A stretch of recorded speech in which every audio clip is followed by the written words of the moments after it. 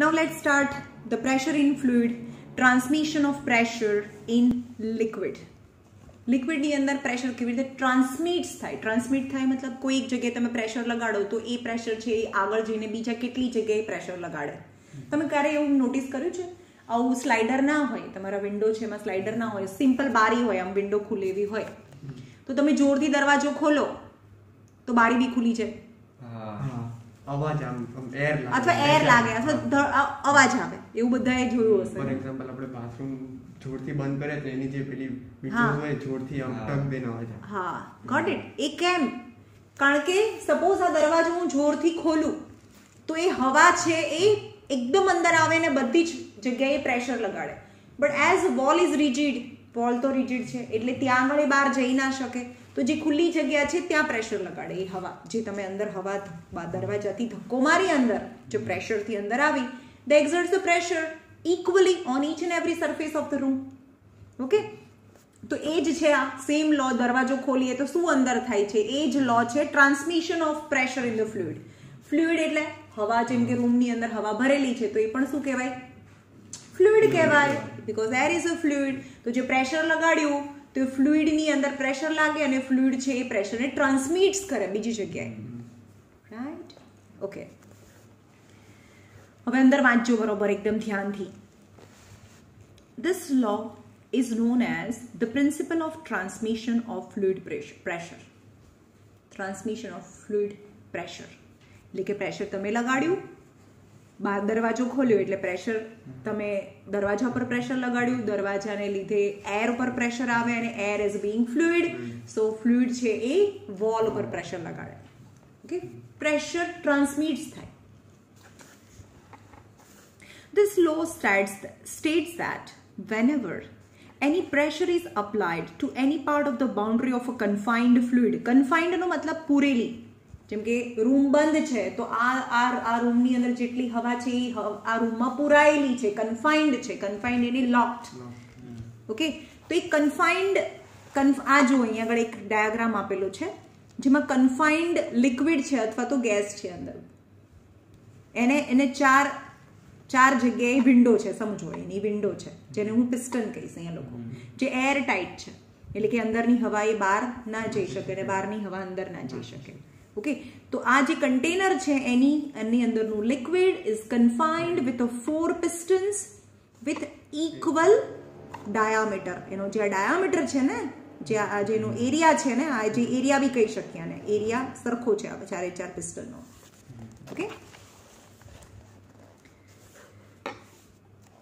any pressure is applied to any part of a boundary of a confined fluid, it is transmitted equally in all directions, irrespective of the area on which it acts.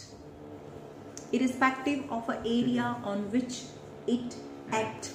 જો સમજો કે અહીંયાથી તમે એક pressure લગાડો છો, okay, તો આ પ્રેશર અહીંયાથી દબાવો તો એ પ્રેશર આ મૂવેબલ છે, આ તો મૂવેબલ નથી, તો આ પ્રેશર જે અંદર લગાડ્યું એ ક્યાં ટ્રાન્સમિટ થાય?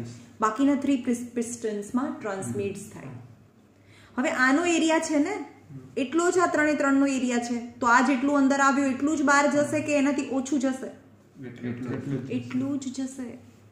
સમજમાં આવે છે? જેટલું આ અંદર આવે એટલું જ આ બધા પિસ્ટન્સ છે બહાર આવે. એટલે કે જેટલો ફોર્સ છે એ P ઉપર લગાડો, ફોર્સ P ઉપર લગાડો એટલો જ ફોર્સ છે, ઇક્વલ ફોર્સ છે PR અને SR અને Q ઉપર લાગે. All direction is irrespective of the area on which it acts and always act at a right angle to the surface of a containing vessel. એટલે કે એ force છે ને આમ ના લાગે, એ ફોર્સ હંમેશા રાઈટ એંગલ ઉપર લાગે, એના પરપેન્ડિક્યુલર ડિરેક્શનમાં લાગે. બાકીની જે બધી સરફેસ છે એના પર પરપેન્ડિક્યુલર ડિરેક્શનમાં ફોર્સ લાગે. Okay,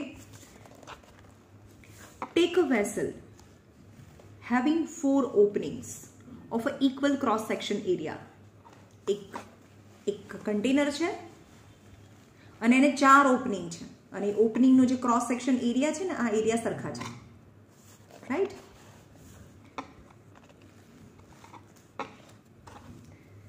Equal cross section and provided with a 4 watertight piston PQRS and filled with water because water is a fluid. Gas બી ભરી શકો, કોઈ લિક્વિડ બી ભરી શકો. તો આની અંદર વોટર ભરેલું છે with 4 piston which is airtight or a watertight. The piston P is pushed inward. એટલે કે આ piston P છે ને એને અંદરની બાજુ ધક્કો મારીએ inward by applying a force of 1 kilogram force. 1 kilogram force થી ધક્કો મારે છે. કિલોગ્રામ ફોર્સ એ ફોર્સનો યુનિટ છે. કયો force? Gravitational force.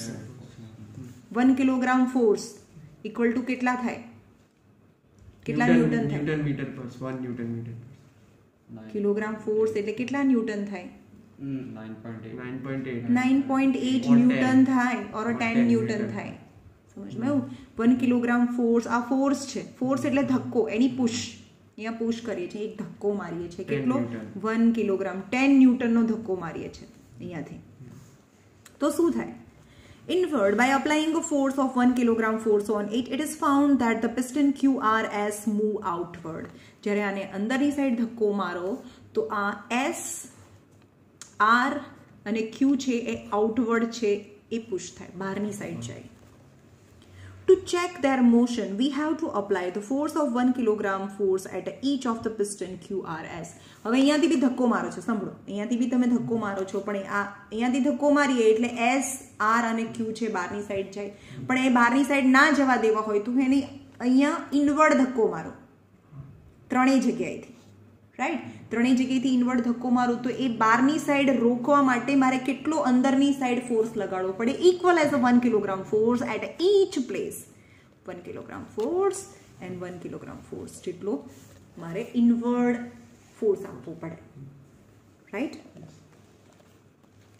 If the area of cross section of the piston S is triple, સાંભળો, હવે આપણે એમ કહીએ કે આ P છે, આ S છે, R છે ને Q છે.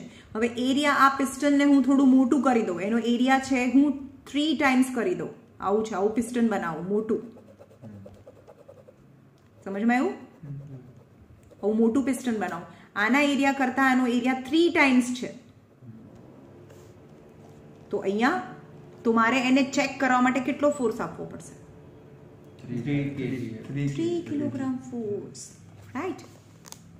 If the cross section area of piston S is triple and the force of 1 kilogram force is applied at P આગળ તો 1 kilogram force જ લાગડીએ છે આપણે, inward force 1 kilogram force છે.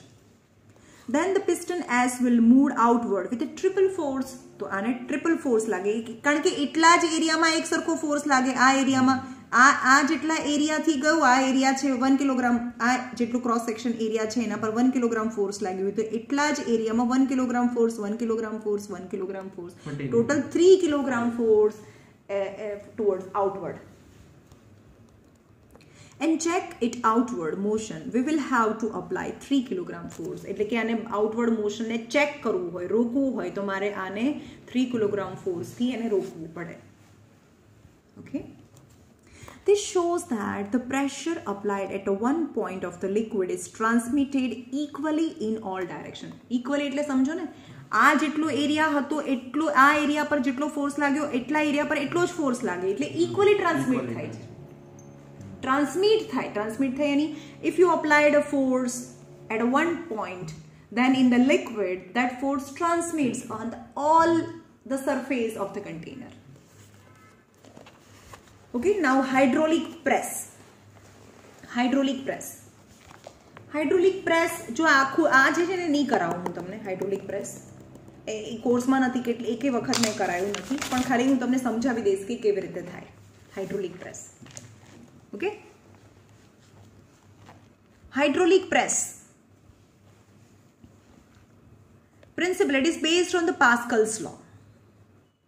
Mathematical expression for mechanical advantage. Mechanical advantage નામ પરથી ખબર પડે તમને, mechanical advantage. આપણને એડવાન્ટેજ ક્યારે મળે? આપણે કામ ઓછું કરીએ અને સામેથી કામ વધારે થાય તો એડવાન્ટેજ મળે. ફોર એક્ઝામ્પલ હું તમને સમજાવું. જેમ કે મિકેનિકલ એડવાન્ટેજ લેવા માટે આપણે શું કરીએ? સાદા સિમ્પલ મશીનને યુઝ કરીએ.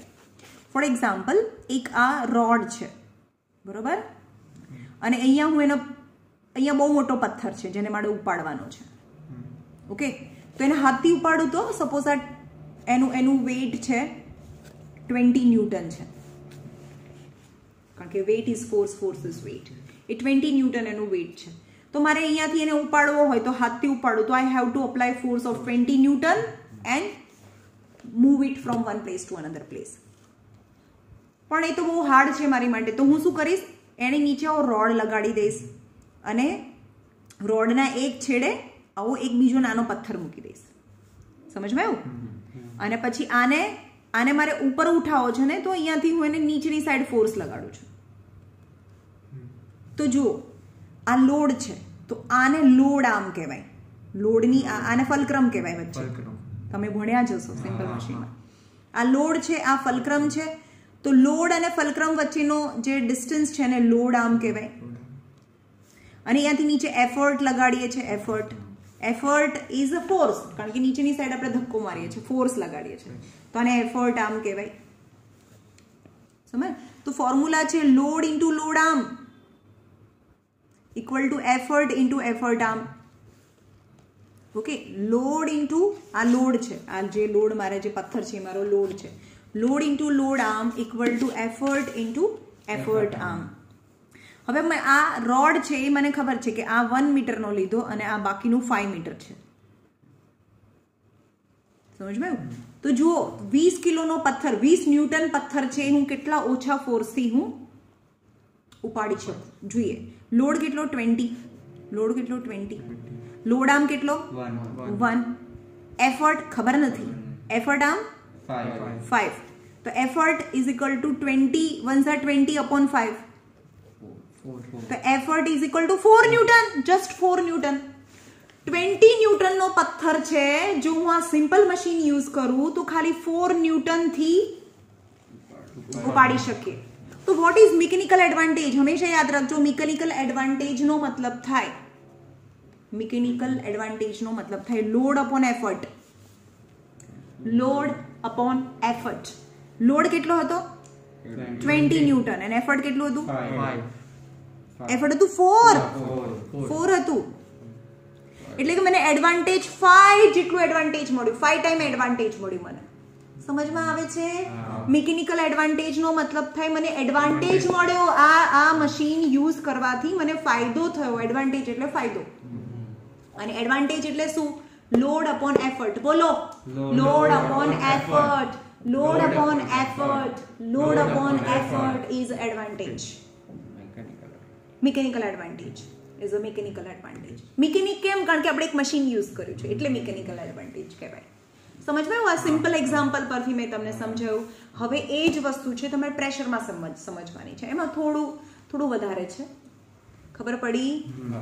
Load upon effort is mechanical advantage. Load upon effort is mechanical advantage. Right? તો અહીંયા હાઇડ્રોલિક પ્રેસ.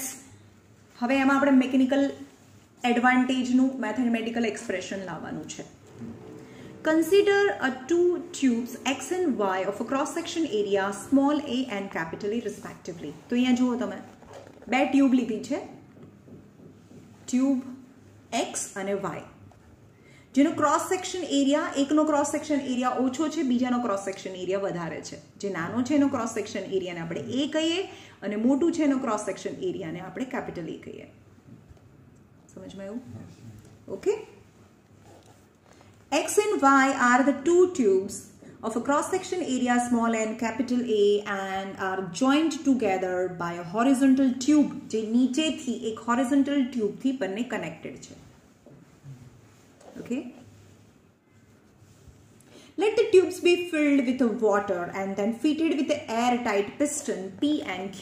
એટલે કે આ બંને જે ટ્યુબ છે એ પાણીથી ભરેલી છે અને એની ઉપર આ પિસ્ટન છે, દેખાય છે ને ડાર્ક કલરના, જે ઇન્જેક્શનમાં આવે તમને ખબર હોય તો આપણે આમ કહીએ એટલે પાણી આગળ જાય, જે પિસ્ટન કહેવાય. જે આ પિસ્ટન P છે અને આ પિસ્ટન Q છે. સમજમાં આવ્યું? ઓકે. લેટ, હવે ફિગરમાં જ હું તમને સમજાવીશ, નીચેનું વાંચતી જઈશ. Let E be the effort applied on the smaller piston. એટલે આપણે શું કરીએ છીએ? એફર્ટ લગાડીએ. એફર્ટ લગાડીએ છીએ. તો આને એફર્ટ લગાડીએ એટલે કે એને દબાવીએ છીએ. દબાવીએ તો શું થાય? આ પિસ્ટન નીચે જાય. આ પિસ્ટન નીચે જાય તો શું થશે? આ ઉપર આવશે. યસ, ઉપર આવે. समझ में आयो ने? सिंपल. आने नीचे લઈ જાય તો આને ઉપર આવે. પણ આને જેટલું ઉપર આવે છે ઉપર ના આવવા દેવું હોય તો મારે શું કરવું પડે? ઉપરથી મારે ધક્કો લગાડવો પડે. બીજો એફર્ટ, અથવા તો હું અહીંયાથી લોડ આપું બીજી જગ્યાએ કહું તો એ લોડ છે. સમજમાં આવ્યું? E be the effort applied on a smaller piston P and L be the load required on a larger piston P to maintain equilibrium. એટલે મારે ઇક્વિલિબ્રિયમ આને દબાવું છું, અહીંયાથી બી દબાવું છું, એટલે આ ઉપર જાય છે પણ મારે ઉપર નથી જવા દેવું તો અહીંયાથી પણ હું દબાવું છું. that is the load to bring equilibrium. એટલે કે મારે ઉપર નીચે નથી રાખવું અને અહીંયા બંનેને દબાવવાના છે અને સેમ પોઝિશનમાં રાખવાના છે to maintain the equilibrium. Okay. Pressure acting on piston P. ચલો આના પર કેટલું પ્રેશર લાગે? ચલો પ્રેશર, આનું પ્રેશર એટલે શું થાય? અહીંયા પ્રેશર કેટલું લાગે? Pressure is equal two force upon cross section area. તો આનો ફોર્સ કેટલો લાગે છે અહીંયા? અરે એફર્ટ અને લોડ એ ફોર્સ કહેવાય. સમજ્યું? એફર્ટ લગાડ્યો એટલે મેં ધક્કો માર્યો. એની push and pull is a force. સમજ્યું?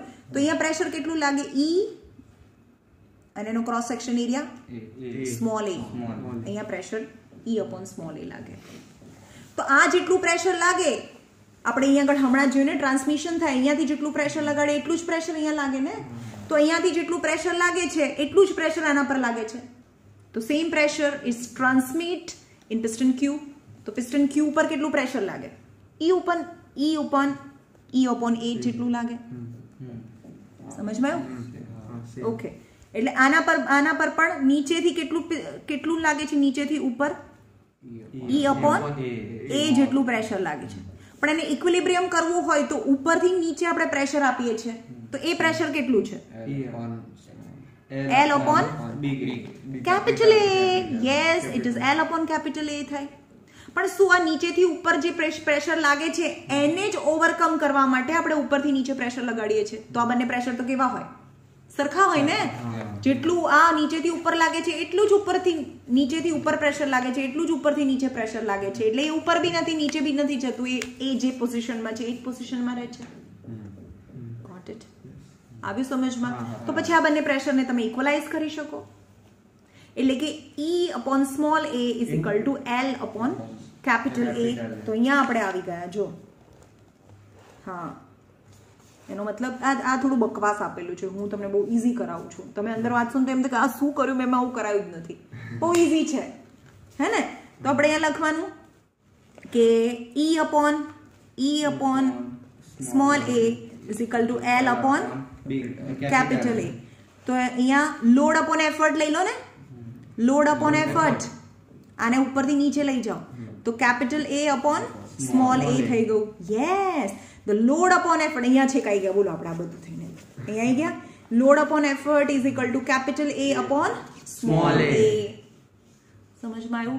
આ બધું છે ને બહુ કન્ફ્યુઝિંગ છે. તમને એવું થશે કે આ મને નથી ખબર પડતી એટલે એ જવા દેજો. મેં કરાયું છે બહુ ઈઝી, સિમ્પલ, સાદું, એકદમ સમજમાં આવે એવું.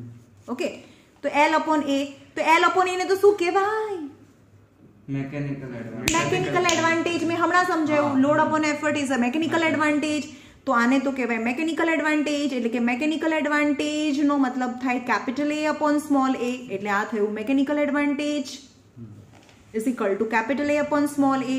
What is capital A? અહીંયા આવી જાઓ. ચલો, એરિયા.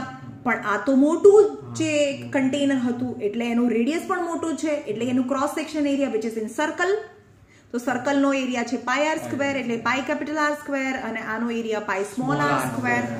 એટલે કે એરિયાનું formula pi capital R square upon pi small R square. Pi cancel થઈ જાય એટલે capital R square upon small R square. એટલે કે મેકેનિકલ એડવાન્ટેજ નો મતલબ થાય load upon effort equal to capital area upon small area equal to capital R square upon small R square. ખબર પડી? સમજમાં આવ્યું? તમે તમારી જે પણ બુક આપેલી હોય તમને સમજમાં ના આવે તો મેં જેવી રીતે વિડીયોમાં કરાવ્યું એવી રીતે કરજો. તો હું તમને લખીને સમજાવું. તમારે લખવાનું કઈ રીતે? જો 2-3 સ્ટેપમાં પ્રૂફ કરી દેવાનું. પહેલી સ્ટેપમાં કરવાનું, પહેલું step pressure on piston P. પહેલું સ્ટેપ લખવાનું, અહીંયા લખવાનું pressure acting on piston P. આ તો લખ્યું છે ને pressure acting on piston P is E upon A, એટલે આ તો લખવાનું છે.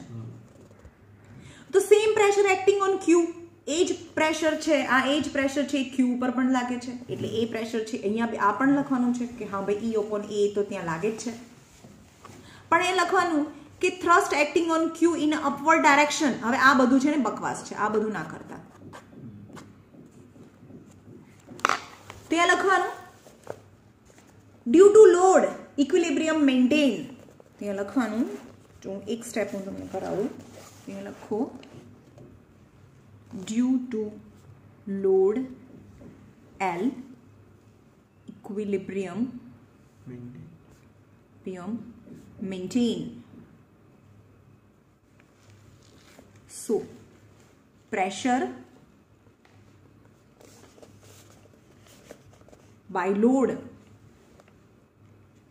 L at Q આગળ લોડ ને લીધે કેટલું પ્રેશર થાય? લોડ ને લીધે L upon capital A. L upon capital A. Okay, but since because of equilibrium આ પણ નહીં લખવાનું, આ પણ નહીં લખવાનું. Up thrust is equal to down thrust, યાની અહીંયા થ્રસ્ટ ના લખતા, તમારે લખવાનું upward pressure equal to downward pressure, કારણ કે થ્રસ્ટ એટલે તો ફોર્સ થાય ને, તો એ લખવાનું કે upward pressure equal to downward pressure. So E upon small a equal to L upon capital A. તો હવે અહીંયાથી કન્ટિન્યુ કરવાનું આની નીચેથી. આવી સમજમાં? સો what is mechanical advantage? Mechanical advantage is equal to load upon effort equal to area of larger piston, yani capital A, upon area of smaller piston equal to radius of larger piston or square upon radius of smaller piston of whole square. Okay. Now hydraulic press. હું તમને આમાં સમજાવી દઉં, આ ક્યારેય પૂછાતું નથી ભાઈ. Hydraulic press આવું ડાયાગ્રામ થોડું તમને ડ્રો કરવાનું આવે, એ તો આવવાનું જ નથી. તો તમને અમારી નવી બુક છે ને એમાં તો ટોપિક જ નહીં આવ્યો હાઇડ્રોલિક પ્રેસ. નથી, તમારી બુકમાં નથી. કઈ નહીં, તો હું તો અત્યારે નથી કરાવતી. આ બહુ જૂનું છે અને આ ડાયાગ્રામ ભાઈ કોઈને ડ્રો કરતા ના આવડે, ડ્રો કરવાનો આવે જ નહીં. હું તમને ખાલી સમજાવી દઉં કે કેવી રીતે યુઝ થાય. સાંભળો, ખાલી એનું મિકેનિઝમ સમજાવી દઉં છું તો બી તમને ખબર હોય, કારણ યુઝેસ જ પૂછાશે તો. સાંભળો, હવે શું કરવાનું હોય, એક અહીંયા કોન્ક્રીટ હોય ને, કોન્ક્રીટની દિવાલ એકદમ સોલિડ રાખવાની હોય. આવી સમજમાં? સોલિડ કોન્ક્રીટની વોલ છે. હવે અહીંયાથી જો તમે 1 કિલોગ્રામ ફોર્સ જેટલો લાગાડો ફોર્સ, હવે આ એરિયા કરતા આ એરિયા તો મોટો છે, સમજમાં આવ્યું? તો અહીંયા 1 કિલોગ્રામ જેટલો ફોર્સ લગાડો તો અહીંયા બહારની સાઈડ કેટલો ફોર્સ લાગે? 3 કિલોગ્રામ ફોર્સ. ભાઈ એરિયા વધારે છે ને, એરિયા વધારે છે. સપોઝ એનો એરિયા 3 ટાઈમ્સ છે, સમજમાં આવ્યું? કારણ કે આપણને એડવાન્ટેજ મળે ભાઈ એરિયાના પરથી. હમણાં તો સમજાયું હતું ને, ક્રોસ સેક્શન એરિયા વધારી દો તો 3 ટાઈમ્સ બહાર જાય, એટલે એટલો ફોર્સ અહીંયા લાગે બહારની સાઈડ, સમજમાં આવ્યું? તો આપણે અહીંયા બહુ ઓછું દબાવીએ ને, બહુ ઓછો ફોર્સ લાગીએ તો પણ અહીંયા બહુ વધારે ફોર્સ મળે because of more cross section area. તો અહીંયાથી આપણે એને પિસ્ટનને દબાવીએ ઓછા ફોર્સથી, પણ અહીંયા ફોર્સ વધારે લાગે. એટલે આ એક પ્લેટફોર્મ છે. હવે પ્લેટફોર્મ હોય એની પર કોઈ બી સીડ મૂકી દેવાના કે જેની અંદરથી ઓઇલ નીકાળવાનું છે, અથવા કોટન મૂકી દેવાનું જે એકદમ આમ ફૂલેલું હોય તો એને એકદમ આમ પ્રેસ કરવું છે, સમજમાં? અથવા કોઈ અહીંયા આગળ કોઈ આમને ખીલી મૂકી દેવાની ને એની પર કોઈ એક મેટલની શીટ બી મૂકી દેવાની જેની અંદર પંચ કરવું છે, હોલ કરવું છે, સમજમાં આવ્યું? એટલે આને દબાવીએ ઓછા ફોર્સથી, પણ આ તો ઉપર જાય અને એટલા ફોર્સથી આના ઉપર કોન્ક્રીટની વોલ છે અને એકદમ પ્રેસ થાય એટલા એક્સ્ટ્રીમ ફોર્સથી, તો એની અંદર જે ઓઇલ સીડ્સ છે એની અંદરથી ઓઇલ નીકળી જાય, અથવા કોટન હોય તો કોટનના જે બેલ્સ હોય એ કમ્પ્રેસ થઈ જાય, અથવા જો મેટલ છે એની અંદર પંચિંગ થઈ જાય. આવ્યું સમજમાં? હવે આ કોની માટે યુઝ થાય? આ જે કાર વોશ કરવા માટે બી તમે જોયું હશે હાઇડ્રોલિક પ્રેસ. હા, શું કરે? આની ઉપર કારને મૂકી દે એકદમ બહુ ઓછી જગ્યામાં, એટલે કે અને પછી અહીંયાથી દબાવે એટલે કે આખી કાર ઉપર થઈ જાય, એટલે નીચેથી બી વોશ થાય.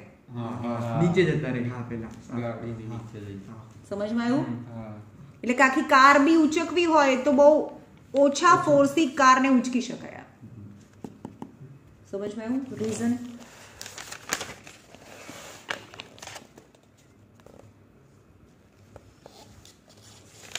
चलो जो अहींया uses of hydraulic press.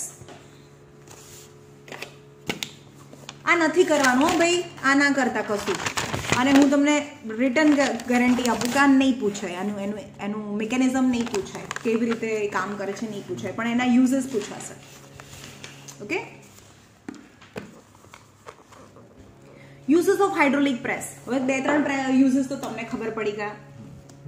Uses of hydraulic press, આ મેં બતાવ્યું ને કે અહીંયાથી દબાવવાનું તો અહીંયાથી ઊંચું થઈ જાય, હાઇડ્રોલિક પ્રેસ કહેવાય. It is used for compressing the straw and cotton bale. Cotton bale, હવે કોટન તો કેવું છૂટું છૂટું હોય, હવે એટલું આમ છૂટું છૂટું ઇન્ડસ્ટ્રીમાં જાય તો એને ટ્રાન્સપોર્ટેશન માટે બહુ વધારે ટ્રક જોઈએ, તો એને શું કરે, પેલા એકદમ કમ્પ્રેસ કરી દે. આખા રૂમનું જે કોટન હોય ને એ એકદમ નાની જગ્યામાં કમ્પ્રેસ કરી દે, હાઇડ્રોલિક પ્રેસ. અને સ્ટ્રો છે, સ્ટ્રો એટલે સૂકું ઘાસ પણ બહુ જગ્યા રોકે, તો એને બી કમ્પ્રેસ કરે. It is used for punching holes in the metal. It is used for extracting oil from the oil seeds. It is used for giving specific shape to the metal sheet. Metal ની sheet ને, અરે આ જે વાસણ બનાવવાની ફેક્ટરીમાં જાઓ ને તમને ખબર પડે, આવું હોય ને, વાડકો હોય ને, આવું એકદમ પ્લેન શીટ હોય, આવું સર્કલ, બરોબર. અને તમે જે વાડકો હોય ને પછી શું કરે, એને જોરથી અહીંયા પંચ કરે, પંચ કરે ને એને એમ નહીં તો પંચ કરે ને તો આ શેપ થઈ જાય, વાડકો બની જાય. હા, એકદમ આમ કટ કરે. હવે તમે ગમે તેવું કરો તો એવો શેપ ના થાય, ખાલી એ પગથી દબાવતો જ હોય. તમે જુઓ ને એ આમ કેમ સીવિંગ મશીન હોય, સીવવાનો સંચો હોય, તો કેવી રીતે નોર્મલી પગથી કામ થતું હોય, તો એ એક પગથી આમ દબાવ્યા જ કરતો હોય. તો એમાં શું હોય કે જે દબાવે છે ને એ પિસ્ટન હોય, એ પિસ્ટનનો એરિયા નાનો હોય, પણ એની સાથે જે કનેક્ટેડ હોય એનો એરિયા મોટો હોય. હવે એ જેટલો ફોર્સ લગાડે એનાથી 5 ટાઈમ હોય તો 5 ટાઈમ છે એ ફોર્સ મલ્ટીપ્લાય થાય, અને એ મલ્ટીપ્લાય થાય એટલે કે આની પર 5 ટાઈમ ફોર્સ લાગે, એટલે એનો વધારે ફોર્સ લાગે તો એ ડી શેપ થઈ જાય, અથવા તો એનો શેપ જેવો જોઈએ એવો બની જાય. Got it? It is used for giving specific shape to the metal sheet. It is used for servicing automobile. Automobile ने सर्विस करवा माटे. समझ में आयो? In this case concrete shed is removed. Concrete shed is removed એટલે કે વચ્ચેથી તમે જોયું હશે કે વચ્ચે એ કારની નીચે હોય તે કોન્ક્રીટ શેડ ના હોય, તો દિવાલ ના હોય, બે વ્હીલ વચ્ચે આગળની વચ્ચેથી કોન્ક્રીટની દિવાલ નીકાળી નાખે, પછી ગાડીને આમ લઈ જાય અને હાઇડ્રોલિક પ્રેસથી આખી ઊંચી કરી દે.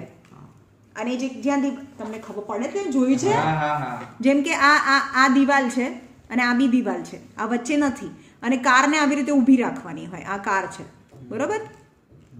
હવે પછી હાઇડ્રોલિક પ્રેસથી આ કારને અહીંયાથી ઊંચી કરવાની હોય. આપણે હાઇડ્રોલિક જેકથી કાર ઊંચી કરીએ ટાયર બદલવા માટે. સમજ માં આવ્યું? નાઉ હાઇડ્રોલિક બ્રેક્સ. હવે આપણે સાયકલની અંદર કેવી બ્રેક હોય, તમે બ્રેક મારો ને તો એના નાના નાના આવા રબરના પેડ હોય, એ આખા ચોંટી જાય, એ એની સાથે ટાયર સાથે ચોંટી જાય. પણ એમાં તો એક્સિડન્ટ થાય તો કોઈ મરી ના જાય એટલે ઇટ્સ ઓકે. બટ ટ્રકની અંદર, બસની અંદર અથવા તો ઓટોમોબાઈલ્સ મીન્સ કાર છે એની અંદરની બ્રેક્સ છે એ રબરના પીસથી, કાર એટલી મોટી કાર છે એ જલ્દીથી બ્રેક ના લાગે, એટલે એની માટે શું હોય, એની માટે હાઇડ્રોલિક બ્રેક હોય. હાઇડ્રોલિક બ્રેક એટલે અંદર લિક્વિડ ભરેલું હોય. તો હાઇડ્રોલિક બ્રેક કેવી રીતે કામ કરે તમને શોર્ટમાં સમજાવી દઉં. અંદર જો ડાયાગ્રામ, હાઇડ્રોલિક બ્રેકમાં 2 સિલિન્ડર હોય. એક છે માસ્ટર સિલિન્ડર, જો અહીંયા આ ઉપરનું છે માસ્ટર સિલિન્ડર, અને નીચેનું જે છે એને બ્રેક સિલિન્ડર કહેવાય. ખબર પડી? ઉપરનું માસ્ટર સિલિન્ડર અને brake cylinder, master cylinder, brake cylinder, master cylinder, brake cylinder. હવે માસ્ટર સિલિન્ડર છે એમાં એક સાઈડ પિસ્ટન હોય, અહીંયા પિસ્ટન છે, અને એ પિસ્ટન છે એ લીવર, આ લીવર ની સાથે બ્રેક પેડલ સાથે એસોસિએટેડ હોય, એટલે કે આના પર પગ મૂકીએ અને આ લીવર છે, એટલે કે આ એક લીવર એટલે કે કોઈ પણ એક પાઇપ લીવર સાથે પિસ્ટન સાથે જોડાયેલું હોય. Small piston, bigger the area. ફૂલી ભરેલું. અને આમાં શું ભરેલું હોય? ઓઇલ ભરેલું હોય, વોટર ના હોય, થિક ઓઇલ, જેને બ્રેક ઓઇલ કહેવાય, રાઈટ. અને જે માસ્ટર સિલિન્ડર છે ને એ connected with the brake cylinder, and this brake cylinder have a 2 piston, airtight piston હોય બંને સાઈડ. ઓકે, અને એરટાઇટ પિસ્ટન છે એ કોની સાથે કનેક્ટેડ હોય? એ બ્રેક શૂ સાથે કનેક્ટેડ હોય. જે બ્રેકના પેડ છે, જે તમને સાયકલમાં જેવા પેડ હોય ને રબર, એવા પેડ હોય, અને આ બ્રેક પેડ સાથે કનેક્ટેડ હોય. અને બંને બ્રેક પેડની વચ્ચે એક રિસ્ટોરિંગ સ્પ્રિંગ હોય, જેને સ્પ્રિંગ પણ તમને દેખાય છે ને, સ્પ્રિંગ હોય. ઓકે, હવે શું થાય સમજો કે તમે આ બ્રેક પેડલ પર જ્યારે બ્રેક મારો એટલે આને દબાવો, એ દબાવો એટલે કે આ પિસ્ટન અંદર જાય, પિસ્ટન અંદર જાય એટલે કે આનું ઓઇલ છે એ બ્રેક સિલિન્ડરની અંદર જાય અને આ બંને પિસ્ટન પર પ્રેશર લગાડે.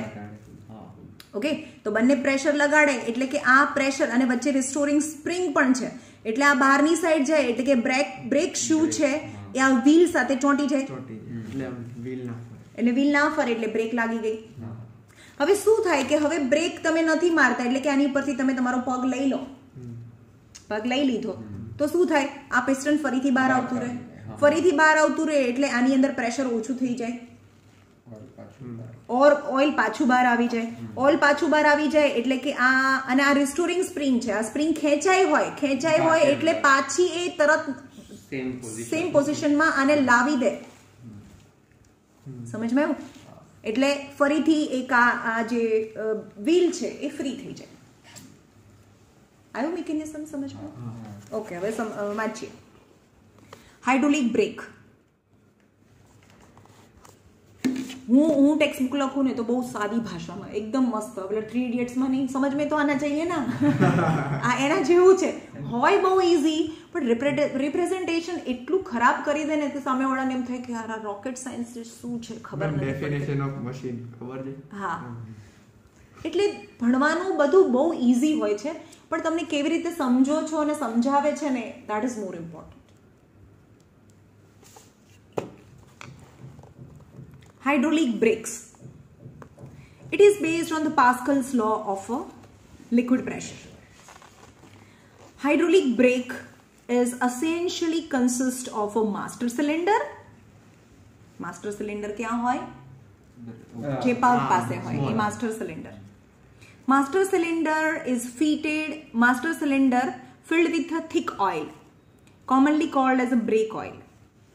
And master cylinder is fitted an airtight piston which is connected with a brake paddle through the system of lever. એટલે કે આ પિસ્ટન છે, મેં સમજાવી દીધું ને, આ પિસ્ટન છે એ બ્રેક પેડલ સાથે લીવરથી અટેચ હોય. A brake cylinder is fitted in an iron rim of a wheel. જે આપણું જે આયરનનું રીમ હોય ને, લોખંડનું જે વ્હીલ છે, રીમ એટલે બોર્ડર, એની અંદર બ્રેક સિલિન્ડર હોય. એક છે માસ્ટર સિલિન્ડર, બીજું છે બ્રેક સિલિન્ડર. બ્રેક સિલિન્ડર વ્હીલમાં હોય, વ્હીલની અંદર હોય. એન્ડ એમાં કેટલા પિસ્ટન હોય? 2 પિસ્ટન હોય.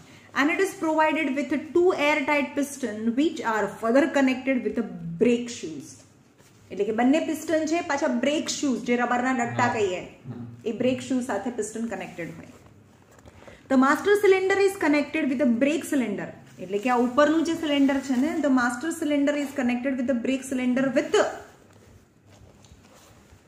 Through a thick copper pipe. એક પાઇપથી જોડાયેલું હોય, જે પાઇપમાંથી ઓઇલ અંદર જાય અને બહાર આવે. A restoring spring is attach to the brake shoes. બંને બ્રેક શૂઝ સાથે એક સ્પ્રિંગ બી જોડાયેલી હોય, which kept them away from the rim in a normal position. rim એટલે ટાયર, જેનું વ્હીલ છે આને રીમ કહેવાય, વ્હીલ રીમ. વ્હીલ રીમ થી આ બ્રેક શૂઝ ને દૂર રાખે. એ સ્પ્રિંગ છે એ નાની જ રહે, પણ જ્યારે બ્રેક મારો ત્યારે આ એને ધક્કો મારે છે ને. Okay. When the brakes are applied by external force on the brake pedal, the brake oil moves out of the master cylinder with a sudden pressure and it turns flow into brake cylinder. સમજમાં? અહીંયા pedal ઉપર તમે pressure આપો, force લગાડો તો આ જે break oil છે એ માસ્ટર સિલિન્ડરમાંથી બ્રેક સિલિન્ડરમાં આવે. In the brake cylinder the pressure get multiplied. કેમ મલ્ટીપ્લાય થયું ભાઈ? કે અહીંયા એક જ પિસ્ટન હતું ને, તો 1 કિલોગ્રામ ફોર્સ લાગ્યું, તો 1 કિલોગ્રામ ફોર્સ અહીંયા 2 પિસ્ટન છે એટલા જ એરિયાના, તો 2 કિલોગ્રામ ફોર્સ લાગે, મોર ફોર્સ. તો વિચારો કે એટલું હાઈ સ્પીડથી ટાયર જતું હોય ને રોકવું હોય તો કેટલા બધા ફોર્સની જરૂર પડે.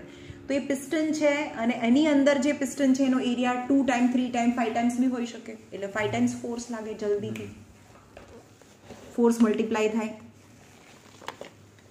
મલ્ટીપ્લાયડ and hence the brake pistons move outward. અને બ્રેક પિસ્ટન બંને આઉટવર્ડ જાય, પણ બ્રેક પિસ્ટન સાથે શું જોડાયેલું છે? બ્રેક પિસ્ટન સાથે. બ્રેક પિસ્ટન સાથે બ્રેકની આ કયા છે? આ રિસ્ટોરિંગ સ્પ્રિંગ. બ્રેક સિલિન્ડર ના જે પિસ્ટન છે એની સાથે શું જોડાયેલું છે? Brake cylinder. Brake shoe. Brake shoes.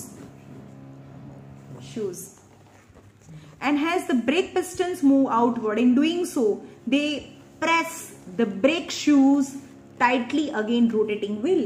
એટલે બ્રેક શૂઝ અને વ્હીલ છે એ ટાઇટલી એકબીજા સાથે ચોંટી જાય, એટલે કે ટાયર ફરતું બંધ થઈ જાય. Against the rotating wheel drum and bring it to rest. At the same time the rotating spring develops a tension. હવે જો આ બંને શૂઝ છે એ બહાર જાય તો આ સ્પ્રિંગની અંદર ટેન્શન આવે, ખેંચાય. At the same time restoring spring develops a tension due to outward movement and break of the brake shoes.